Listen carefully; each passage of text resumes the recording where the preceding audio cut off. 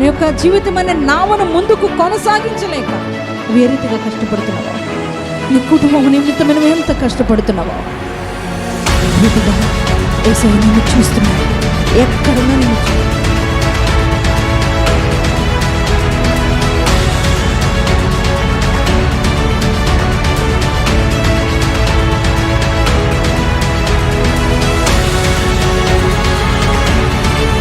జలాలకు సరిహద్దులు వేసిన సర్వాధికారి అయిన దేవాది దేవుడు, సముద్రమును నోటి మాట చేత కలుగజేసిన గొప్ప దేవుడు, అధికారంగా సముద్ర జలాల మీద అడుగులు వేస్తూ వారి మధ్యకు వస్తున్నాడు.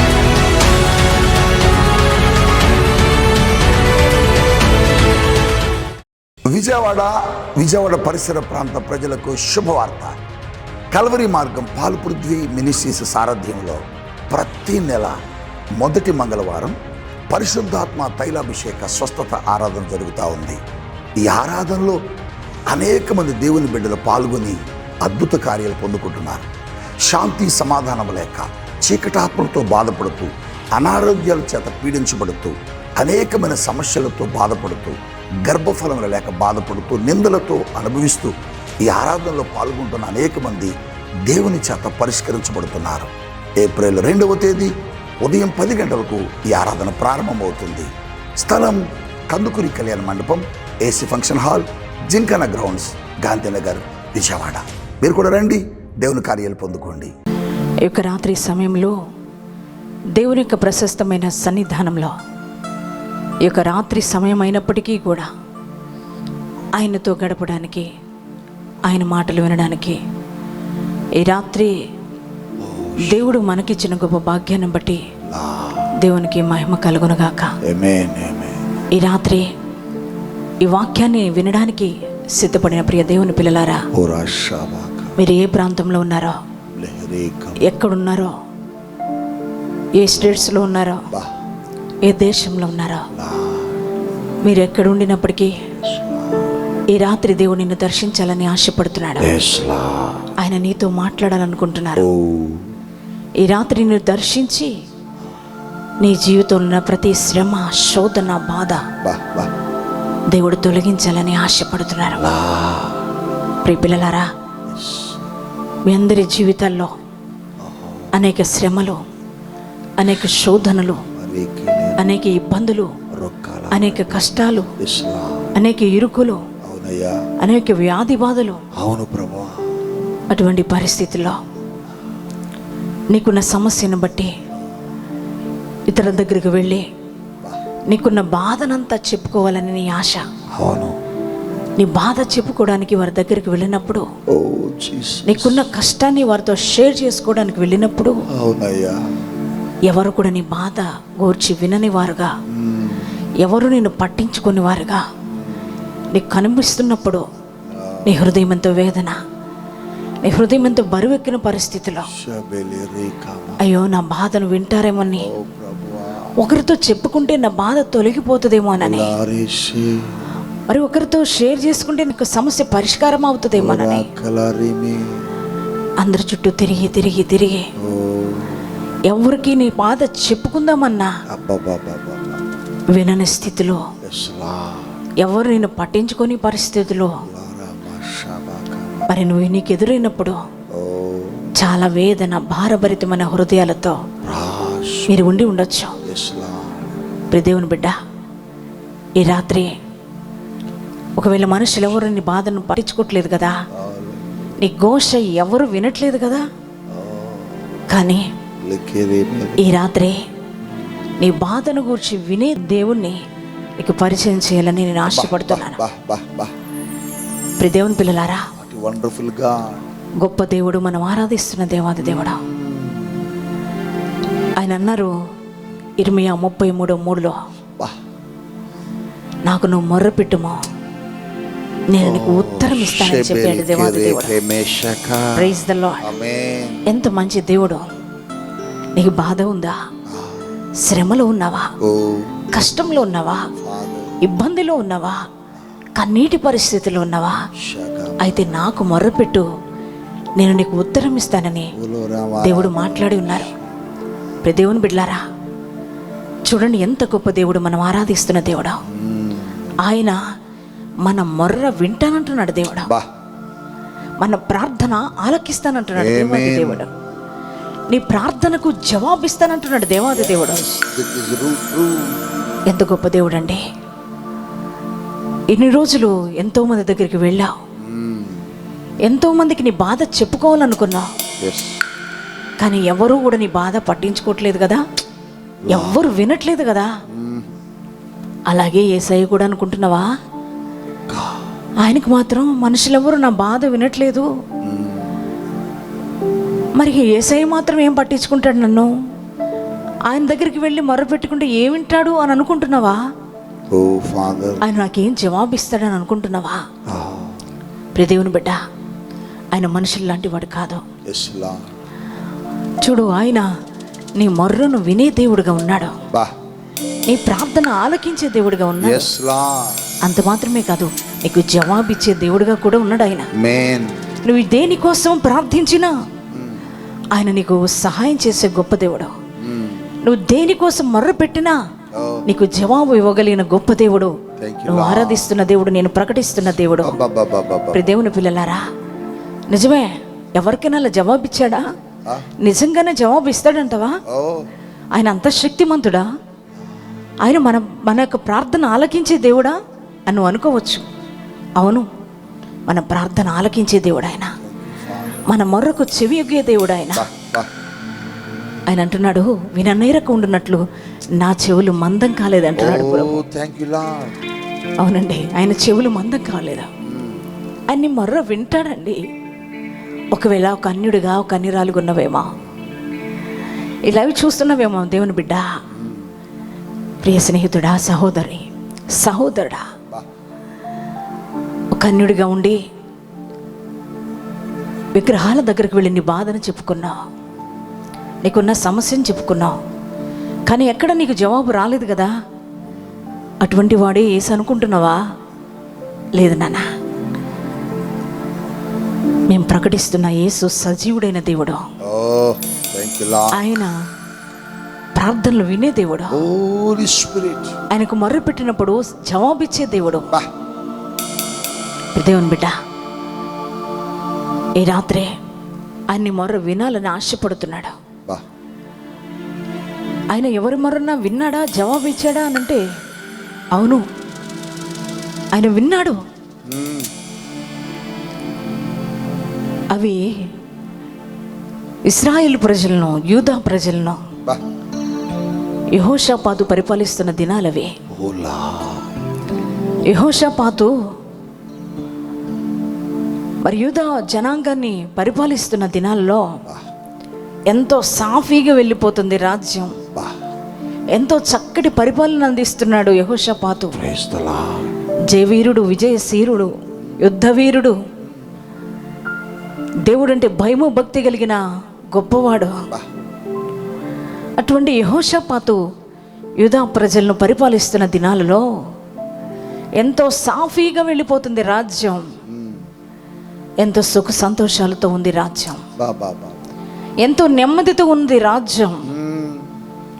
అటువంటి ఆ పరిస్థితుల్లో ఒకానొక దినాన సడన్గా ఊహించని విధంగా ఏమైందంటే, ఆ దేశం మీదకు, యూదా జనాంగం మీదకు ఉన్నట్టుండి శత్రు రాజ్యాలు బయలుదేరినాయి.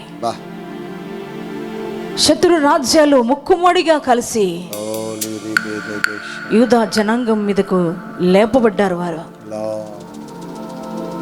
ఆ యొక్క ఒక్కసారే ఆ యొక్క శత్రు రాజ్యాలు కదిలి వస్తూ ఉండగా ఆ వార్త యెహోషాపాతు దగ్గరకు వచ్చిందండి. యెహోషాపాతుకు వచ్చి ఆ సమాచారం తెలియచేశారు. రాజా, మన దేశం మీదకు ఇదిగో మోయానీయులు వస్తున్నారు, అమ్మోనీయులు వస్తున్నారు, మోయాబీలు వస్తున్నారు. ఇదిగో ఒక గొప్ప సైన్యం బయలుదేరింది, మన దేశం మీదకు గొప్ప సైన్యం బయలుదేరిందయ్యా అని యెహోషాపాతుకి అక్కడున్న వ్యక్తులు తెలియజేస్తున్నారు. దేవుని బిడ్డలారా, సాఫీగా సాగిపోతున్న రాజ్యం, ఎంతో నెమ్మదిగా ఉన్న రాజ్యం ఎంతో సుఖ సంతోషాలతో వెలిగిపోతున్న ఆ రాజ్యంలోనికి ఒక్కసారి ముగ్గురు రాజులు కలిసి ముక్కుమ్మడిగా ఒక గొప్ప సైన్యం బయలుదేరి ఆ చిన్న దేశం మీదకు బయలుదేరి వస్తున్నారని యెహోషాపాతుకు తెలిసినప్పుడు ఎవరికైనా కలవరమే కదండి, ఎవరికైనా భయమే కదండి. ఒక్కసారి భయపడిపోయాడు, ఒక్కసారి కలవరపడిపోయాడు. ప్రియదేవుని బిడ్డలారా, ఈరోజు నీ పరిస్థితి కూడా అలాగే ఉంది కదా, ఈరోజు నీ కుటుంబ పరిస్థితులు కూడా అలాగే ఉన్నాయి కదా. ఎంతో సాఫీగా సాగిపోతుంది అనుకున్నావు నీ కుటుంబం, ఎంతో సుఖ సంతోషాలతో ఉంటుంది నా కుటుంబం అనుకున్నావు, ఎంతో నెమ్మదిగా ఉంటుంది నా కుటుంబం అని అనుకున్నావు. అయ్యా, చక్కటి ఉద్యోగం, చక్కటి వ్యాపారం, ఆస్తిపాస్తులు చక్కగా ఉన్నాయి, అన్నీ సక్రమంగా ఉన్నాయి, ఎంతో మంచిగా నా కుటుంబం సాగిపోతుంది అనుకున్న సమయంలో ఉన్నట్టుండి నీ కుటుంబం మీద కూడా ఇటువంటి గొప్ప సైన్యం లేవబడ్డారు కదా. ఈరోజు నువ్వు కూడా అల్లాడిపోతున్నావు కదా, ఈరోజు నువ్వు కూడా కలవరపడిపోతున్నావు కదా, ఈరోజు నువ్వు కూడా కలత చెందిపోతున్నావు కదా, ఈరోజు తెలియని భయం నిన్ను ఆవరించింది కదా. ప్రియదేవుని బిడ్డ, అలాగే యెహోషాపాతు రాజు పరిస్థితి కూడా అలాగే అయిపోయింది. అల్లాడిపోతున్నాడు.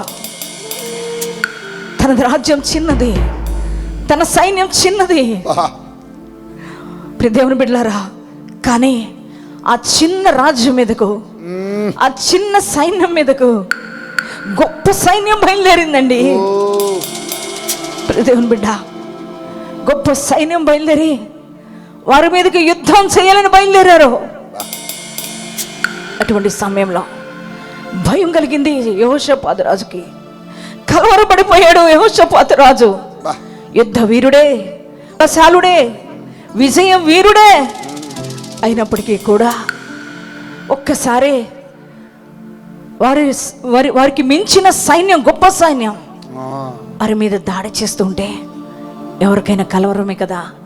భయపడిపోయాడు. భయపడిపోయి కలత చెంది వేరే రాజ్యాలు ఉన్నాయి కదా, ఆ రాజ్యాల దగ్గరికి వెళ్ళాలి కదా, ఎవరిదైనా సపోర్ట్ తీసుకోవాలి, ఎవరైనా సహాయం అడగాలి,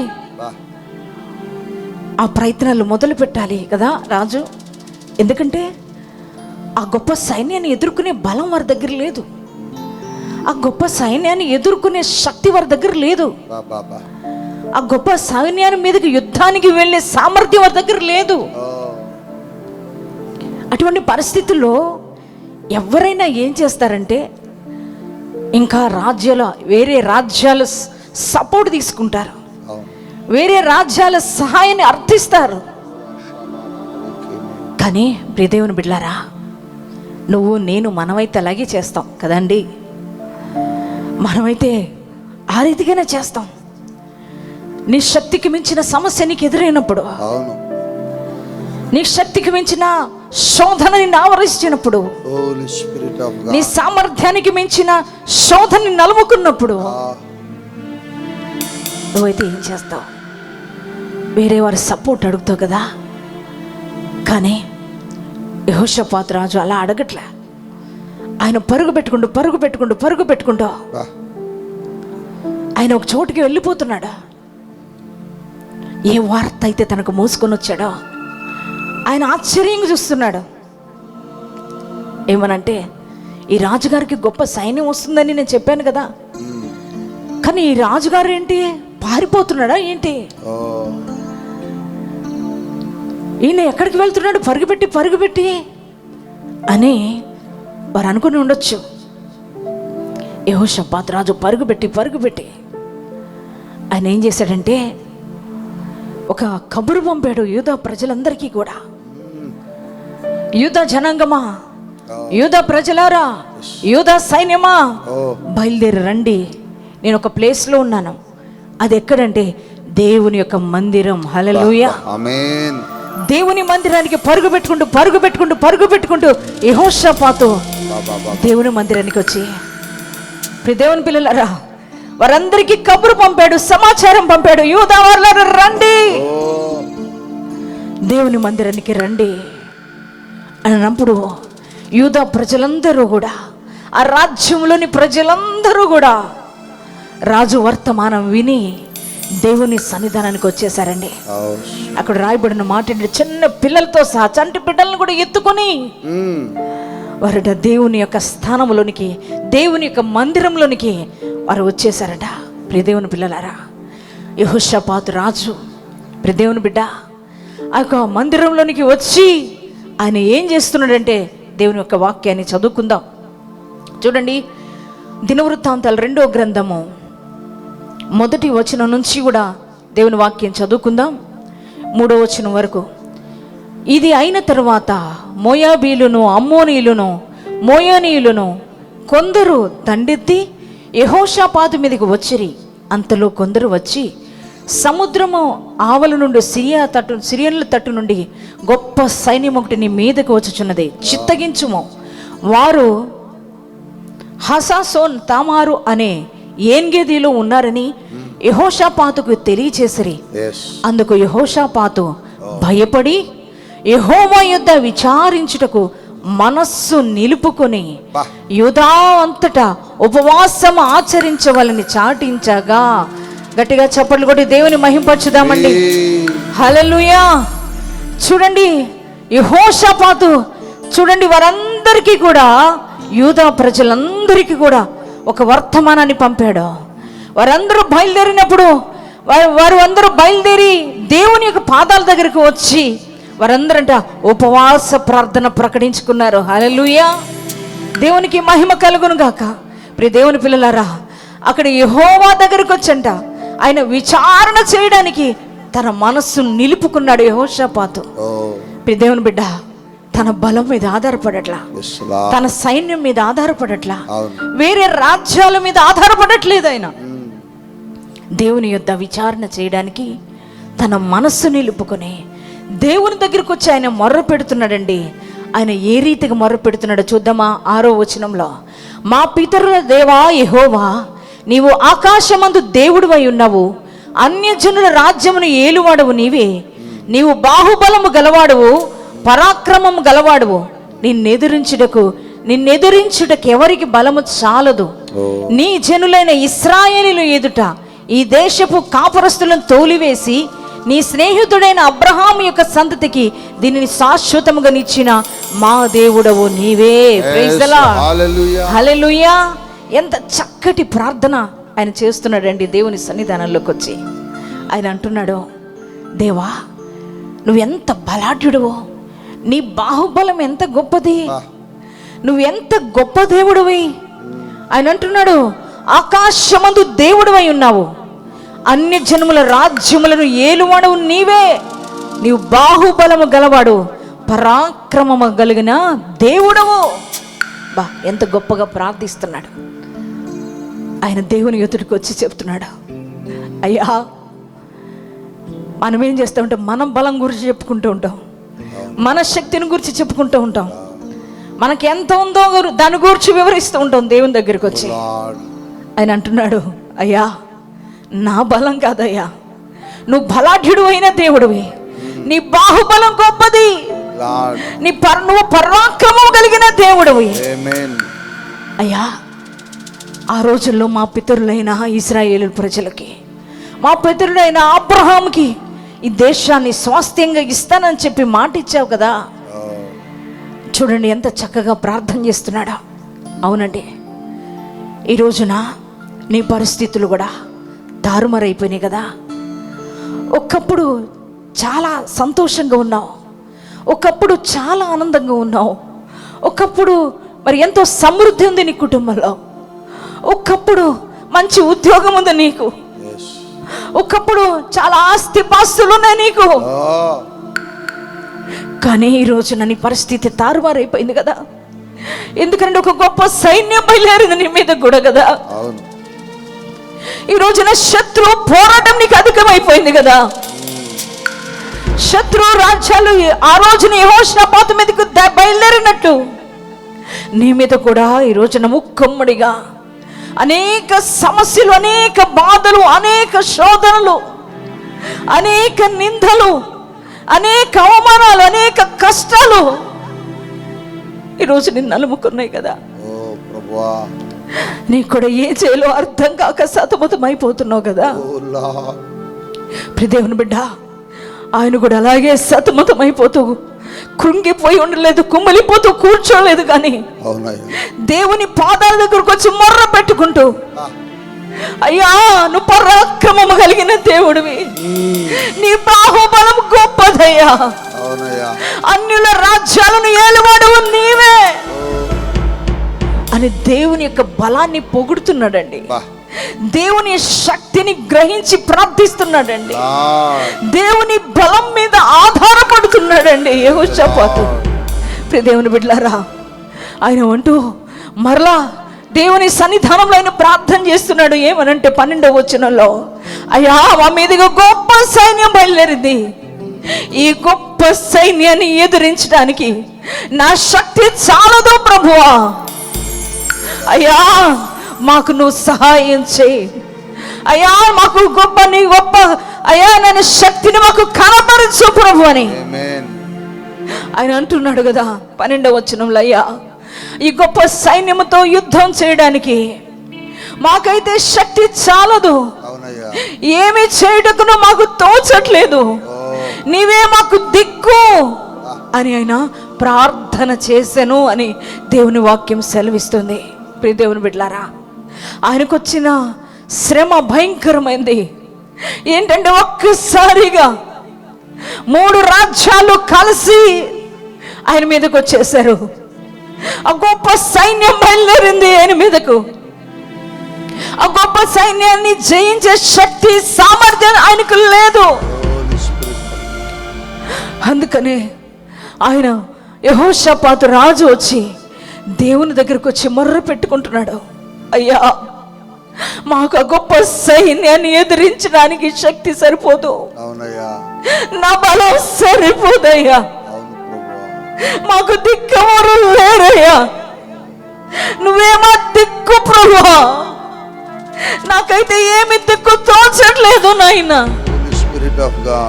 మార్గము కానరాని వేళ, దిక్కు తోచని వేళ మాకు దిక్కుగా నిలబడేవాడు నువ్వే కదయ్యా అని దేవుని సన్నిధానంలో ప్రార్థిస్తున్నాడండి. ప్రియ దైవజనమా, ఈ రాత్రి నీ కుటుంబంలో కూడా అలాగే సమస్యలు, శోధనలు, ఇబ్బందులు, ఇరుకులు కదా, ఎన్నో అవమానాలు చెలరేగిపోయినాయి కదా నీ జీవితంలో, నీ కుటుంబంలో ఎన్నో నిందలను అనుభవిస్తున్నావు కదా. అవును, అప్పుడే ఎంతో మంచిగా సాగుతున్న ఆ యొక్క కుటుంబంలోనికి ఉన్నట్టుంటే ఒక్కసారి నీ ఉద్యోగం కోల్పోయి ఉన్నావేమో, ఒక్కసారి వ్యాపారం మంచిగా సాగుతుంది అనుకున్న సమయంలో ఒకవేళ నీ వ్యాపారం అంతా లాస్ అయిపోయిందేమో, నీ చేతి పనులన్నీ కూడా ఎంత సాఫీగా వెళ్ళిపోతుంది అనుకున్న సమయంలో చేతి పనంతా కూడా పాడైపోయిందేమో, అప్పుడు ఎలా తీర్చాలో నీకు అర్థం కావట్లేదు. అప్పుడు వారు యోజన మీద ఒక సైన్యంగా లేపబడ్డారు. ఈరోజు నీకేమి అర్థం కావట్లేదు, నీకేమి మార్గం కానరాట్లేదు కదా. అవునండి, ఒక్కొక్కసారి కుటుంబంలో పరిస్థితులు అలాగే అయిపోతూ ఉంటాయి. అప్పుడే శోధన, అప్పుడే బాధ, అప్పుడే అనారోగ్యం, అసలే చాలని జీతం అనుకుంటే అప్పుడే అనేక సమస్యలు, శోధనలు వారి మీదకి వచ్చేస్తూ ఉంటాయి. అయ్యో ఉద్యోగం ఇప్పుడే కోల్పోయానా అనుకుంటే అప్పుడే నీ భార్య బలహీనురాలపై మంచాన పడిన పరిస్థితి, అలాగే వ్యాపారం లాస్ అయిపోయింది అనుకుంటే ఇదిగో నీ తల్లిదండ్రులు మంచాన పడిపోయిన పరిస్థితి, ఇదిగో నీ భర్త రోగిష్ఠై మంచం మీద పడిపోయిన పరిస్థితి. నిజమే, ఈరోజు నీ పరిస్థితులన్నీ అలా తారుమారైపోయి ఉన్నాయి. ఒక గొప్ప సైన్యం నీ కుటుంబం మీద కూడా బయలుదేరింది కదా, భయంకరమైన శత్రువు శోధిస్తున్నాడు కదా నీ కుటుంబాన్ని. ఆ సమస్యల్లో, ఆ శోధనలో, ఇబ్బందుల్లో, ఇరుకుల్లో, అనారోగ్య పరిస్థితుల్లో, అప్పు బాధల్లో నలిగిపోతున్నావు కదా. ఆ గొప్ప సైన్యాన్ని ఎలా జయించాలో నీకు అర్థం కావట్లేదు కదా. ఆ గొప్ప సైన్యాన్ని ఎలా ఎదుర్కోవాలో నువ్వు దిక్కు తోచని పరిస్థితిలో ఉన్నావు కదా. ఆ గొప్ప సైన్యాన్ని ఎదిరించే సామర్థ్యం లేక, శక్తి లేక కృంగిపోయి ఉన్నావు కదా. నా బలం సరిపోలేదనుకుంటున్నావు. అయ్యా, ఈ యొక్క గొప్ప సైన్యాన్ని ఎదిరించలేకపోతున్నావు అనుకుంటున్నావు. నా వల్ల కావట్లేదు అనుకుంటున్నావు. ఈరోజు నువ్వు కూడా దిక్కు తోచిన పరిస్థితుల్లో ఉన్నావా? ఈ రాత్రి దేవుడు అందుకే నీతో మాట్లాడుతున్నాడు నాన్న. అందుకే ఈ రాత్రి నిన్ను దర్శిస్తున్నాడు నాన్న. ఈ రాత్రి దేవుని బిడ్డ, అవునండి, సమస్యలు అనేక రీతిగా వచ్చేస్తూ ఉంటాయి. మనకు చెప్పి రావు అవి. మన జీవితం ఎంతో మంచిగా సాగిపోద్దని మనం అనుకుంటాం. దేవుని బిడ్డ, ఎంత పోరాటాలో. ఈరోజు నీ జీవితంలో కూడా ఎన్నో పోరాటాలు ఎదుర్కొంటున్నావు కదా. ఎంతో సమస్య, శోధన, బాధ, నిరుద్యోగ సమస్య, అనారోగ్య పరిస్థితి, అప్పు బాధ, నింద, వేదన, శోధన. గొప్ప సైన్యం కదండి. నిజమే, మన శక్తి సరిపోదు కదా ఎటువంటి సమస్యలను ఎదుర్కోవాలంటే. ఈరోజు నువ్వు కూడా కృంగిపోయి ఉన్నావు. ఎలా జయించాలి ఈ సమస్యలు అనుకుంటున్నావు. ఈ గొప్ప సైన్యాన్ని ఈ శోధనలు, బాధలు, అనారోగ్య పరిస్థితులను నేను ఎలా జయించాలి వీటిని అనుకుంటున్నావు. నా వల్ల కాదే అనుకుంటున్నావు కదా. అవునయ్యా, నా శక్తి సరిపోదు అనుకుంటున్నావు కదా. దేవుని బిడ్డ, చూడు, యెహోషాపాతు రాజు కూడా అదే అంటున్నాడు. అయ్యా, ఆ గొప్ప సైన్యాన్ని ఎదిరించడానికి నా శక్తి సరిపోవట్లేదు, నా బలము సరిపోదయ్యా. ఏం చేయాలో మాకు దిక్కు తోచట్లేదయ్యా. మా దిక్కు నువ్వే ప్రభు అని ఆయనట దేవుని సన్నిధికి వచ్చి ప్రార్థన చేస్తున్నాడండి. హల్లెలూయా, హల్లెలూయా. ప్రియ దేవుని బిడ్డ, చూడు, ఆయన ప్రార్థన చేస్తూ ఉండగా ఎంత గొప్ప దేవుడు అండి మన దేవుడు. ప్రార్థన ఆలకించే దేవుడిగా ఉన్నాడు. చూడు, అక్కడ వారు ఆయన ప్రార్థన చేస్తుండగానే అక్కడ యెహజీయేలు అనే ఒక ఆయన మీదకు దేవుని ఆత్మ దిగి వచ్చిందండి. ప్రైజ్ ది లార్డ్, హల్లెలూయా. దేవుని ఆత్మ బలముగా యెహజీయేలు మీదకు దిగి వచ్చి దేవుడే యెహజీయేలులో నుండి మాట్లాడుతూ ఉన్నాడు. మరి యెహోషాపాతు చేసిన ప్రార్థనకు దేవుడు జవాబు ఇస్తున్నాడు. ప్రియ దేవుని పిల్లలారా, మన దేవుడు శక్తిమంతుడు. చూడండి ఆయన ఏ రీతిగా జవాబు ఇస్తున్నాడో. 15వ వచనంలో రాయబడిన మాటలు ఆయన అంటున్నాడు, యూదా వారులారా, యెరూషలేము కాపరస్తులారా, యెహోషాపాతు రాజా, మీరందరూ ఆలకించుడి. యెహోవా సెలవిచ్చినదేమనగా, ఈ గొప్ప సైన్యమునకు మీరు భయపడకుడి, జడియకుడి. ఈ యుద్ధము మీరు కాదు, దేవుడే జరిగించును. హల్లెలూయా. బిగ్గరగా దేవునికి స్తోత్రం చెప్తారండి. గట్టిగా చప్పట్లు కొట్టి దేవుని స్తుతిస్తారండి. Praise the Lord. ఎంత గొప్ప దేవుడు అండి మనం ఆరాధిస్తున్న దేవుడు. మన ప్రార్థనలు ఆలకించే దేవుడు అండి ఆయన. మన మొర్ర వినే దేవుడు అండి ఆయన. నువ్వెవరైనా కావచ్చు నాన్న, నీకు ఆస్తి ఉన్నా ఆస్తి లేకపోయినా, ఏమున్నా ఏమి లేకపోయినా, నువ్వు ఏ కులానికి చెందిన, ఏ మతానికి చెందిన, ఏ వర్గానికి, ఏ వర్ణానికి నువ్వు చెందినప్పటికీ కూడా నీ సమస్యలు ఎదురవుతున్న వేళ, ఇబ్బందులు ఎదురవుతున్న వేళ, కష్టాలు ఎదురవుతున్న వేళ, కన్నీటి పరిస్థితులు ఎదురవుతున్న వేళ, రోగాలతో వల్లబడిస్తున్న వేళ, నిందలు నీ జీవితంలో చెలరేగుతున్న వేళ, అప్పుల అధిక భారమైన వేధిస్తున్న వేళ, దిక్కు తోచుక ఆయన్ని ఎత్తుకుగా చేసుకుని ఆయన సన్నిధానములను ప్రార్థించే వ్యక్తిగా ఉండినట్లయితే నీ ప్రార్థన ఆయన ఆలకించే దేవుడిగా ఉన్నాడు. నీ ప్రార్థనకు జవాబిచ్చే దేవుడిగా ఉన్నాడు. చూడు, యెహోషాపాతుతో ఆయన అంటున్నాడు, యుద్ధము మీరు కాదు, ఆ గొప్ప సైన్యాన్ని చూసి ఎందుకు భయపడుతున్నారు, ఎందుకు జంకిపోతున్నారు? మీరు జంకిపోవద్దు, మీరు భయపడొద్దు. యుద్ధము మీరు కాదు. దేవుడు అంటున్నాడు, నేనే వారితో యుద్ధము చేస్తా. గట్టిగా చెప్పండి, కూడా దేవుని భయపరచుదాం. హల్లెలూయా, హల్లెలూయా, హల్లెలూయా. ప్రియ దేవుని బిడ్డలారా, దేవుడు యెహోషాపాతు ప్రార్థన ఆలకించి ఆయన అంటున్నాడు, ఈ గొప్ప సైన్యముతో నువ్వు కాదు నాన్న యుద్ధం చేసేది, నేను యుద్ధం చేస్తానని దేవుడు జవాబిస్తున్నాడండి. ప్రియ దేవుని పిల్లలారా, చూడు, యెహోషాపాతు ప్రార్థించాడండి. తన సమస్యలు ఎదురైనప్పుడు, గొప్ప సైన్యం తన మీదకు చెలరేగినప్పుడు, గొప్ప సైన్య సమూహం ఆయన మీదకు బయలుదేరినప్పుడు, ఆ దేశం మీదకు బయలుదేరినప్పుడు, ఆ ప్రజల మీదకు బయలుదేరినప్పుడు, ఆయన మీదకు బయలుదేరినప్పుడు ఆయన మౌనంగా ఉండలేదండి. ఆయన ఏం చేశాడంటే దేవుని దగ్గరకు వచ్చి ప్రార్థించాడండి. ఎందుకని అంటే ఆయన ప్రార్థన ఆలకించే దేవుడని, ప్రార్థనకు జవాబిచ్చే దేవుడని యెహోషాపాతు నమ్మి, అందుకనే ఎవరెవరో మరి వేరే దేశ రాజుల దగ్గరకు సహాయం దగ్గరికి వెళ్ళలేదు, వారి దగ్గరికి వెళ్ళి సహాయం అర్థించడానికి వెళ్ళలేదు, వారి దగ్గరికి వెళ్ళి ప్రార్థించడానికి ఆయన వెళ్ళలేదు. కానీ మరి ఆయన ఆరాధిస్తున్న దేవుడు సర్వశక్తిమంతుడని, ఆయన ఆరాధిస్తున్న దేవుడు బాహుబలము కలిగిన దేవుడని, ఆయన ఆరాధిస్తున్న దేవుడు పరాక్రమశాలి అయిన దేవుడని, ఆయన ఆరాధిస్తున్న దేవుడు సైన్యముకు అధిపతి అయిన యెహోవా అని ఆయన ఎరిగిన వాడై దేవుని పాద సన్నిధికి వచ్చి మొర్ర పెట్టుకుంటున్నాడండి. అందుకని ఆయన ప్రార్థన ఆలకించి ఆయన అంటున్నాడు, యెహోషాపాతు రాజా, యుద్ధం నువ్వు కాదు, నేను చేస్తానని ప్రభు ఆన్సరిస్తున్నాడండి, జవాబిస్తున్నాడండి. హల్లెలూయా, హల్లెలూయా.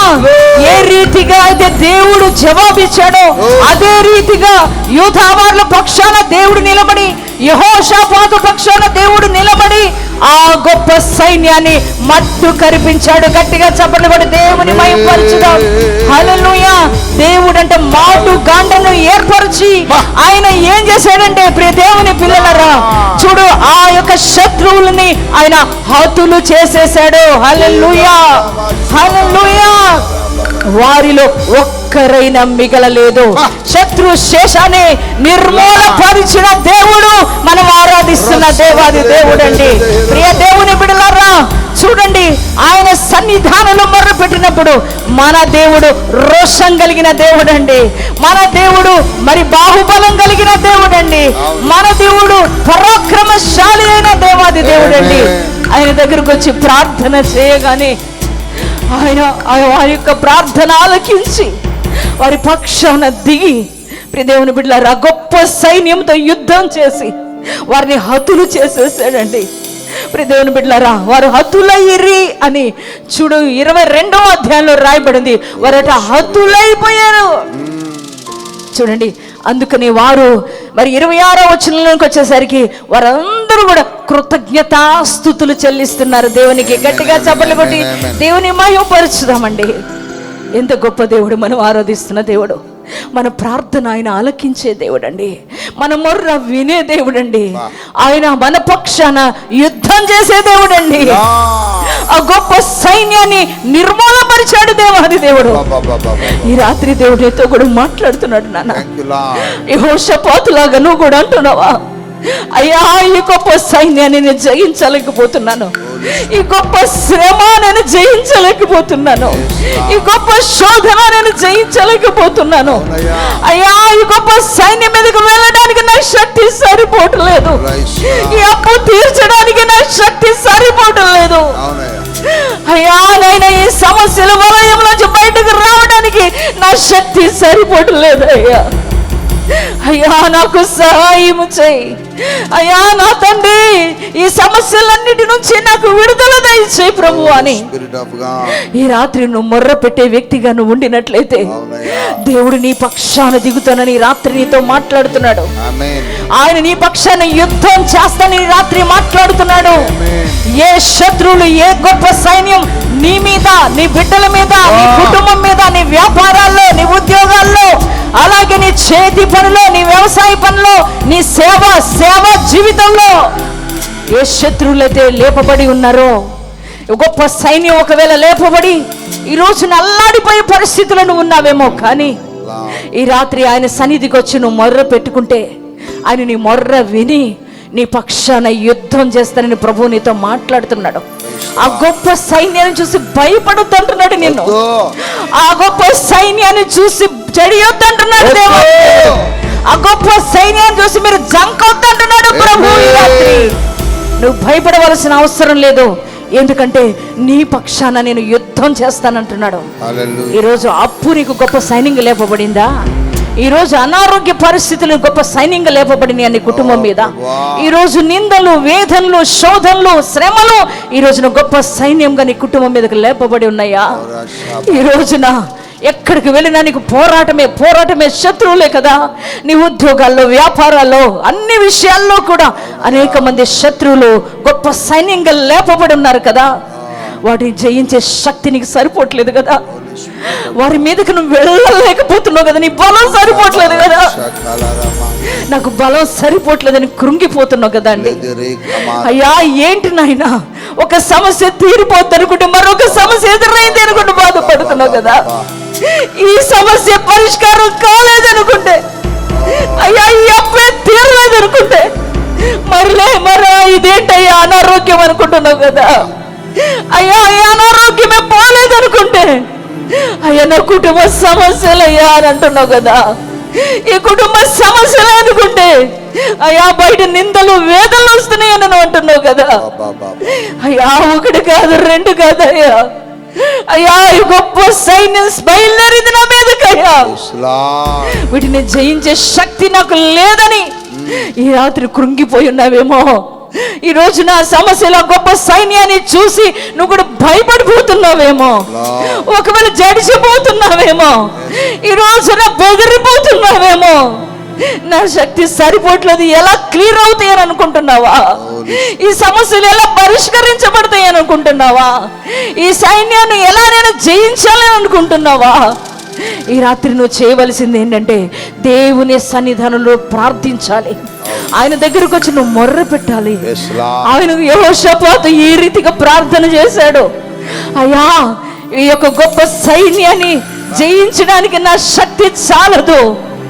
అయ్యా నాకు ఎవరు దిక్కు లేరు, నువ్వే నా దిక్కువి, నువ్వే నా ఆధారానివి, నువ్వే నా తండ్రివి, నువ్వే నా కొండవయ్యా, నువ్వే నా కోటవయ్యా, నువ్వే నా ఆశ్రయ దుర్గమయ్యా, నువ్వే నా శైలానివయ్యా, నువ్వే నా కేడేరువయ్యా అని నువ్వు దేవుని సన్నిధానంలో ప్రార్థన చేయగలిగితే దేవుడు నీ మనవి వింటాడండి.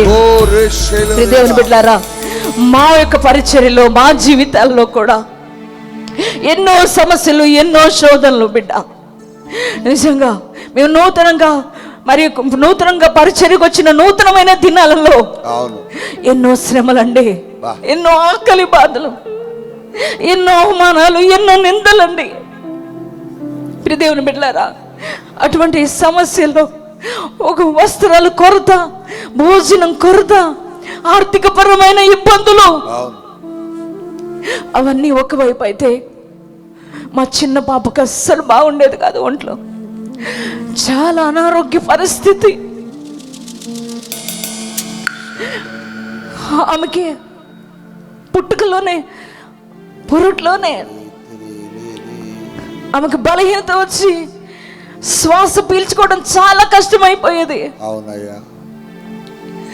ఒక ప్రైవేట్ హాస్పిటల్కి వెళ్ళి చూపించుకునే స్తోమత మా దగ్గర లేదు. ఏం చేయాలో దిక్కుతోచిన పరిస్థితి అది మాకు.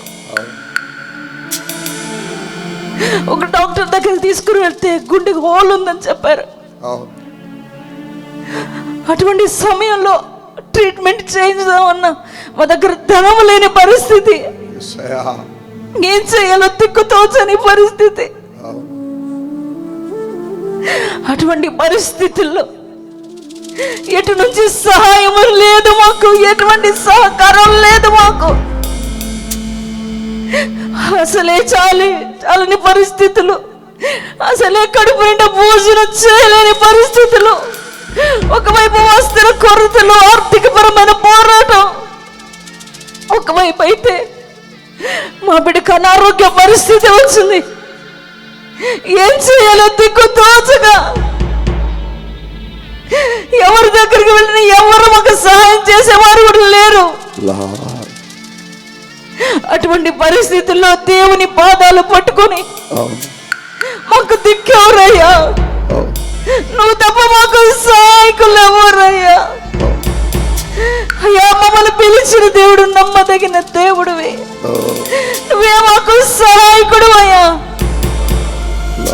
ఆ బిడ్డకు మంచి ఆరోగ్యాన్ని ఓ ప్రభు అని దేవుని సన్నిధానంలో ప్రార్థించామండి.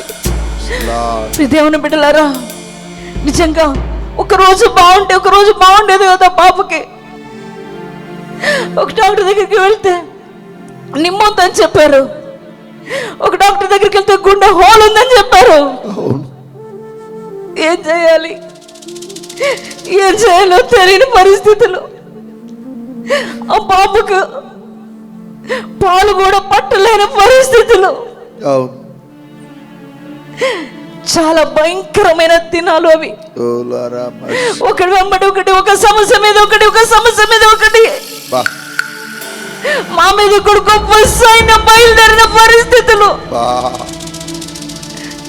అటువంటి పరిస్థితుల్లో మేము కూడా ఎవరి వైపు దగ్గరికి వెళ్ళలేదు, కానీ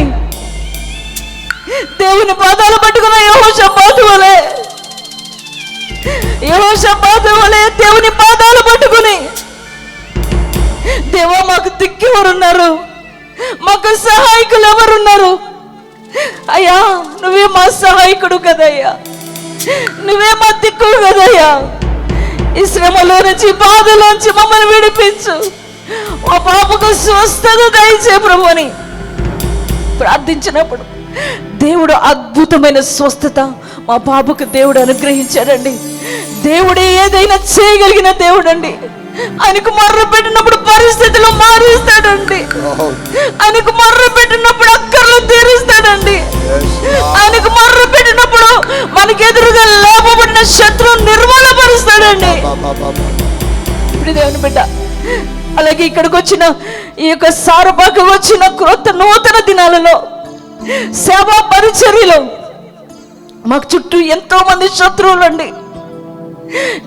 మేమొక్కరమే ఇక్కడ, అనేక మంది మాకు శత్రువులుగా మార్చబడ్డారు. అందరూ సేవకులు కూడా శత్రువులుగా అయిపోయారు. ప్రతి ఒక్కటి వ్యతిరేకమైపోయిన పరిస్థితి.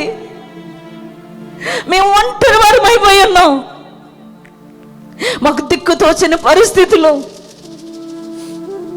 మమ్మల్ని ఏ రీతిగా ఇక్కడ ఉండడానికి వీల్లేదని, ఇక్కడ నుంచి పంపించేయాలని, ఇక్కడ నుంచి వెళ్ళగొట్టాలని అనేక రీతిగా అనేక మంది ఎన్నో ప్రయత్నాలు చేసిన పరిస్థితి అండి. మేమైతే ఒంటరి వారు, మాకెవరు తోడు లేరు, మాకెవరు సహాయకులు లేరు. మేము ఒకటి చేసామండి, దేవుని పాదాలు పట్టుకుని దేవుని సన్నిధానంలో ప్రార్థించినప్పుడు దేవుడు మా పక్షాన్ని నిలబడి ఆయన శత్రువులతో యుద్ధం చేశాడండి. ఆ శత్రువుల మీద దేవుడు గొప్ప విజయాన్ని మాకు ఇచ్చాడండి. ఈరోజు అదే దేవుడు నీ ప్రార్థన కూడా వింటాడండి. నీ మనవి ఆలకించి నీ పక్షాన యుద్ధం చేసి ఆయన నీకు గొప్ప విజయాన్ని ఇస్తాడు. ప్రియ దేవుని బిడ్డలారా, నువ్వు భయపడవలసిన అవసరం లేదు. ఈరోజు నీ ఏ సమస్యను చూసి కృంగిపోయావు, ఏ అప్పును చూసి కృంగిపోయి ఉన్నావు, ఏ అనారోగ్య పరిస్థితులను చూసి ఈరోజు కృంగిపోయి ఉన్నావు. ఈరోజు నా ఆస్తి అంతా పోయిందా నీకు? ఈరోజు నీకున్న ఉద్యోగాన్ని కోల్పోయి ఉన్నావా? ఈరోజు నీ శరీరంలో ఉన్న ఆరోగ్యాన్ని కోల్పోయి ఉన్నావా? ఈరోజు నీ కుటుంబం మీదకు అనేక రకాల శోధనలు కదా, ఒకటి కాదు, రెండు కాదు, మూడు కాదు, అనేక శోధన వెంబడి శోధన, సమస్య వెంబడి సమస్య, అనేక కష్టాలు, నిందలు, బాధలు, రోగాలు కదా, కుటుంబాల్లో నెమ్మది లేని పరిస్థితి కదా. ఈరోజు నువ్వు ఎంతగానో భయపడిపోతున్నావు, ఈరోజు కృంగిపోతున్నావు. ఎంతో మనుషులకు వెళ్ళిన దగ్గరికి చెప్పుకున్నావు నీ బాధ, కానీ ఎవరు వినలేదు కదా. ఈ రోజున బాధతో కృంగిపోయి ఉన్నావేమో, అందుకే ఈ రాత్రి దేవుడు నీతో మాట్లాడుతున్నాడు. నాన్న, నువ్వెవరు అయినా కావచ్చు, ఈరోజు దేవుడు నీతోనే మాట్లాడుతున్నాడు. ఏ గొప్ప సైన్యం నీ మీద లాభపడిందో నాన్న, ఎలా దిక్కు తోచిన పరిస్థితులు నువ్వు ఉన్నావా నాన్న, ఎంతటి కన్నీటి పరిస్థితుల్లో నువ్వు ఉన్నావా నాన్న, ఎటువంటి శోధన నిలువుకుందో నాన్న, ఎటువంటి అవమానాలను ఆవరించున్నాయో నాన్న. ఈరోజు ఈ రాత్రి దేవాది దేవుడు ఈరోజు కృంగిపోయి నిన్ను చూసి నీతో ఆయన మాట్లాడుతున్నాడు. ఎవరి దగ్గరికి వెళ్ళి చెప్పుకున్నా ఎవరు నీ మొర్ర వినలేదు కదా, ఎవరు నీకు సహాయం చేయలేదు కదా. ఈ రోజున ఎవరు నా మొర్ర వినట్లేదు, ఎవరు నా బాధను పట్టించుకోవట్లేదు, ఎవరు నాకు సహాయం చేయట్లేదు. ఈ సమస్యలు అలాగే ఉండిపోతున్నాయి, ఈ శోధన అలాగే ఉండిపోతుంది, ఈ అప్పు ఇలా అలాగే ఉండిపోతుంది, ఈ రోగాలు అలాగే ఉండిపోతున్నాయి. ఇలాగైపోతేమో నా జీవితం, ఇలాగే ఉండిపోతుందేమో నా జీవితం, ఈ శోధనలో నేను చనిపోవాలేమో అనుకుని ఒకవేళ భయపడి బాధపడుతున్నా నీతో ప్రభు ఈ రాత్రి మాట్లాడుతున్నాడు. నీ సమస్య ఏ మనుషుడు వినలేదేమో, ఒకవేళ ఏ బంధువు వినలేదేమో, నీ ఒకవేళ నీ స్నేహితుడు, నీ రక్త సంబంధి, నీ తోబుట్టు, నీ తల్లి, నీ తండ్రి, నీ బిడ్డలు ఎవరు నీ బాధను గురించి వినలేదేమో. కానీ ఈ రాత్రి నీ దేవుడు నీతో మాట్లాడుతున్నాడా. నువ్వు ఆయనకు మొర్ర పెట్టుకోగలిగితే, నీకు సమస్య ఎదురైనప్పుడు, కష్టం ఎదురైనప్పుడు, కన్నీటి పరిస్థితులు ఎదురైనప్పుడు, ఆపద ఎదురైనప్పుడు, గొప్ప శత్రువుల మీదకి లేపబడినప్పుడు నువ్వు దేవుని దగ్గర పరిగెట్టుకొని వచ్చి ఆయన సన్నిధానంలో ప్రార్థన చేసుకోగలిగితే, ఆయన దగ్గరకు వచ్చి నువ్వు మొర్ర పెట్టుకోగలిగితే, దేవుడు అంటున్నాడు నేను నీకు ఉత్తరం ఇస్తానంటున్నాడు. దేవాది దేవుడు నీకు నేను జవాబు ఇస్తానంటున్నాడు. దేవాది దేవుడు ఆయన అంటున్నాడు నీ పక్షాన్ని నేను యుద్ధం చేస్తానంటున్నాడు. ఆ గొప్ప సైన్యాన్ని నేను నిర్మూలపరుస్తానంటున్నాడు. నీకు ఏవైతే ప్రతికూలమైన పరిస్థితులు ఎదురైనాయో ఆ పరిస్థితుల్లోంచి నేను బయటకు తీసుకొస్తానంటున్నాడు ప్రభు. నీకున్న అప్పు బాధే కావచ్చు, అనారోగ్య పరిస్థితే కావచ్చు, రోగమే కావచ్చు, బాధే కావచ్చు, ఏదైనా సరే ఆ శత్రువులన్నిటి మీద దేవుడు నీకు విజయాన్ని ఇస్తానంటున్నాడు. దేవుని బిడ్డలారా, అందుకనే దావీదు కూడా అన్నాడు నా శ్రమలో నేను యెహోవాకు మొర్ర పెట్టుకుంటే ఆయన నా మొర్ర ఆలకించాడని దావీదు కూడా చెప్తున్నాడు. ఈ రాత్రి నువ్వు ఎవరెవరికి చెప్పుకున్నావు ఇప్పటి వరకు కదా నీ బాధ, ఎవరు వినలేదు కదా. ఒకవేళ ఒక హైందువుడుగా ఉండి వాక్యం వింటున్నావేమో, ఒకవేళ రాళ్లకు, రప్పలకు, చెట్లకు, పుట్టలకు నువ్వు ఒకవేళ వెళ్ళి నీ సమస్య చెప్పుకున్నావు కదా. దేవుళ్ళు అనబడే వారి దగ్గరికి వెళ్ళి నీ బాధను చెప్పుకున్నావు, కానీ ఎవరు నీకు సహాయం చేయలేదు కదా, ఎవరు నీ మొర్ర వినలేదు కదా, ఎవరు నీకు జవాబు ఇవ్వలేదు కదా. ఒకవేళ కృంగిపోయి ఉన్నావేమా, ఈరోజు నా మొర్ర ఎవరు వింటారు అనుకుంటున్నావా, నన్ను ఎవరు పట్టించుకుంటారు అనుకుంటున్నావా, ఈ సమస్యలోంచి నన్ను ఎవరు బయటకు తీసుకొస్తారు అనుకుంటున్నావా. ఈ రాత్రి దేవుడు నీతో మాట్లాడుతున్నాడా. నేను బయటకు తీసుకురాగలిగిన వాడు, నీ మొర్ర వినగలిగిన దేవుడు, నీ మొర్రకు జవాబు ఇవ్వగలిగిన దేవుడు ఒకే ఒక్క దేవుడు. ఆయన పేరు నజరేయుడైన యేసు. ఆయన నీ మొర్రను ఆలకిస్తాడు, నీ ప్రార్థన వింటాడు, నీ పక్షాన దిగుతాడు. ఆయన నీ పక్షాన శత్రువుతో యుద్ధం చేస్తాడు. ఆయన నీకు ఆయన విజయాన్ని ఇస్తాడు. ఆయన నీ సమస్యలు పరిష్కరిస్తాడు. ఆయన నీ రోగాల నుంచి విడుదల ఇస్తాడు. ఆయన నీ అప్పుల నుంచి నీకు విడుదల ఇస్తాడు. ఆయన నీ నిరుద్యోగ పరిస్థితి నుంచి నేను విడిపిస్తాడు. ఆయన ఎన్నో సుడిగాలులు మా మీద దాడి చేస్తున్నాయి. నిజమే, యెహోషాపాతు చిన్న సైన్యం, యెహోషాపాతు చిన్న మంద, యెహోషాపాతు చిన్న సమూహముతో ఉన్నాడు. కానీ యెహోషాపాతు మీదికి పెద్ద సైన్యం వచ్చిందయ్యా. ఈ లైవ్లో చాలా మంది చిన్న చిన్న వాళ్ళు ప్రభువా, రెక్కాడితే డొక్కాడనటువంటి జీవితాలు, కష్టాన్ని నమ్ముకుని బ్రతికే వాళ్ళు, లేచినది మొదలుకొని రాత్రి వరకు పరుండుకునేటప్పటి వరకు కూడా ఏదో ఒక చిన్న పని చేసుకొని కడుపు నిండా భోజనం చేసి పడుకుందామనే మనస్తత్వాలు కలిగిన వ్యక్తులు, ఇటువంటి చిన్న చిన్న కుటుంబాల మీద పెద్ద శత్రువు, బలమైన వాడు దాడి చేస్తున్నాడు. రకరకాలైన శ్రమలు కలగజేస్తున్నాడు, రకరకాలైన నిందలు వేస్తున్నాడు, రకరకాలైన శోధనలు తీసుకొస్తున్నాడు. ఈ చిన్న చిన్న కుటుంబాలు తట్టుకోలేకపోతున్నాయి. తెచ్చుకున్న జీతాలన్నీ కూడా హాస్పిటల్స్ పాలైపోతున్నాయి. కష్టపడి సంపాదించుకున్న సంపాదన అంతా కూడా ఆయన వైద్యుల దగ్గరికి వెళ్ళిపోతుంది. వారి చిన్న సంపాదన సాతానుడు దోచుకుంటున్నాడు. వారి చిన్న కుటుంబాన్ని సాతానుడు ఇబ్బంది పెడుతున్నాడు. ఈ రాత్రి శత్రువు ఎంత బలమైన వాడైనా, నాయనా మేము చిన్నవారు కావచ్చేమో, ఈ లైవ్ని వింటున్న వారు చిన్నవారు కావచ్చేమో, కానీ మేమందరం బలమైన దేవుడిని కలిగి ఉన్నాం. యెహోషాపాతు అందుకని యుద్ధం చేయడానికి సైన్యం తీసుకుని వెళ్ళలేదు. ప్రక్క రాజ్య సలహాలు సంప్రదింపులు చేయలేదు. ప్రక్కన ఉన్న రాజ్యం యొక్క సహాయాన్ని యెహోషాపాతు కోరలేదు. ఒకవేళ కోరి ఉంటే వచ్చేవాళ్ళేమో, కానీ విజయం పొందుకునే వాళ్ళు కాదు. అందుకని యెహోషాపాతు నేరుగా నీ సన్నిధికి వచ్చాడు. ఓ యూదా వారులారా, ఓ యూదా జనాంగమా, మీరందరూ దేవుని మందిరమునకు రండి అని పిలుపునిచ్చాడు. మీరందరూ దేవుని సన్నిధికి ఉపవాసముతో రండి అని ఒక ప్రకటన చేయగా, వారందరూ తల్లులు, పిల్లలు, చెల్లెవాళ్ళు, పెద్దవాళ్ళతో సహా నీ సన్నిధికి వచ్చి మోకరించి ఉపవాసించగా, మేము బలహీనులమయ్యా, చిన్నవాళ్ళమయ్యా అని అడిగినప్పుడు నీ ఆత్మ ఒక ప్రవక్త మీదకి వచ్చి ఆ దైవజనుడిలో నుంచి యెహోషాపాతుకి మీరు వాగ్దానం చేశారు. మీరు కాదు యుద్ధము చేసేది, ఇదిగో యుద్ధము యెహోవా చేయుచున్నాడని. నిజమే, మాటుగాండ్రులు, బా ఎంత గొప్ప మాటలు రాశావు. తరిమి వేయబడ్డారు, శత్రువు పారిపోయాడు. నీ బలం ముందు శత్రువు నిలబడలేకపోయాడు.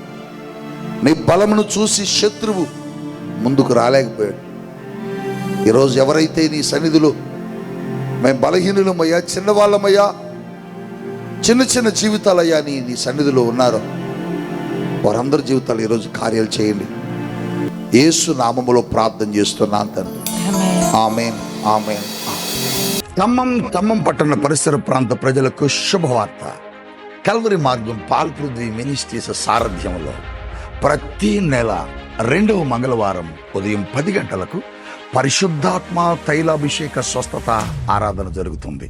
స్థలం Krishna function hall, bypass road, bus stand సమీపాన.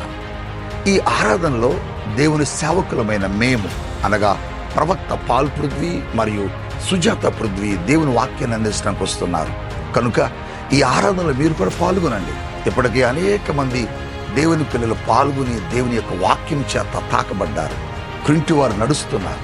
చీకటి శక్తులు, భయంకరమైనటువంటి దురాత్మల చేత పీడించబడుతున్న వారు విడుదల పొందుతున్నారు. మీరు కూడా రండి, అద్భుతాలు పొందుకోండి. April 9 Khammam Krishna function hall.